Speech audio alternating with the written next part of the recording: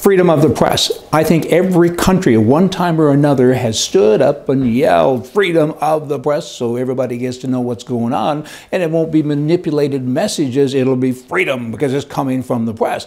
Let's back up a little bit. Actually, let's break this down a little bit, and then we'll back up and look up with a gasp, because how can you be free when you're supported by somebody? Okay, the government, certainly in Canada, I'm actually focusing more in Canada with this bit than I am other countries, but I know that they also have their share of this.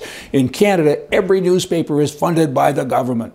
So if you give me money all of the time as an individual, it's hard for me not to do what you tell me to do, right? And so much for the word free or freedom. It doesn't exist. I mean, fake news, that's a great term that the president, I think, has coined, and good for him. I mean, because that's what it is.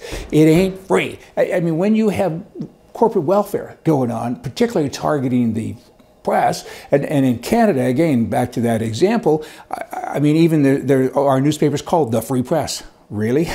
I don't think so. I think it's out of Winnipeg.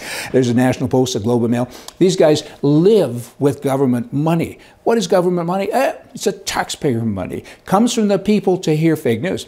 They pay to get this nonsense, to get this agenda, because it ain't real. I mean, it's opinions. It used to be news was news. News is something that's happened. Opinions is something that hasn't happened, but they're trying to encourage to happen. Okay? Manipulation, that word again comes to mind and comes to talk. This has to be fixed. I mean, how do you do that? Well, firstly, of course, you have to get rid of the government in power, and then you have to have free enterprise. Socialism doesn't work really well. Kind of is right now, because they're winning, because they're brainwashing the citizenry in Canada and other places, but because we watch it, we listen to it, and we repeat it.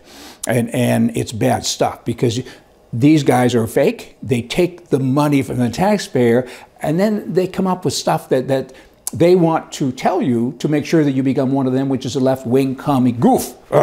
So we got to stop it. How do we do that? Get a government. That would be the solution. Get a government that says free the enterprise. All your corporate welfare guys, go pick raspberries or something, or go away. You know, go to Minneapolis. I don't know where you want to go, but get out of my country. Hey, see ya.